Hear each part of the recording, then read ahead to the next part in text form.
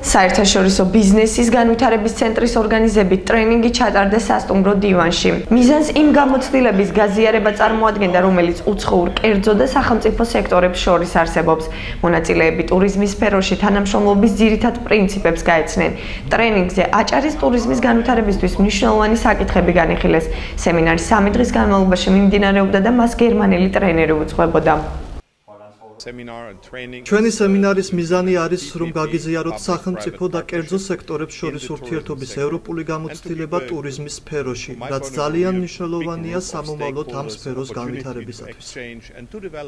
Მოგვს იმედი რომ თქვა ის გამოცდილება, რომელსაც ჩვენი უცხოელი ტრენერი გაუზიარებს ადგილობრივ კერძო სექტორის წარმომადგენლებს და ასევე სახელმწიფო სექტორის წარმომადგენლებს, საბოლოო ჯამში დაეხმარება მათ გარკვეული თქვა იგივე თუნდაც საინტერესო იდეების გენერირებაში, რომელიც ხელს შეუწყობს თქვა ტურიზმის სხვადასხვა მიმართულებების განვითარებას, რაც უფრო მეტია ურთიერთობა, კოოპერაცია, კომუნიკაცია აი ამ ორ სექტორს შორის, ეს დარგიც უფრო უკეთესად ვითარდება და უფრო უკეთესი შედეგების მიღწევა არის შესაძლებელი.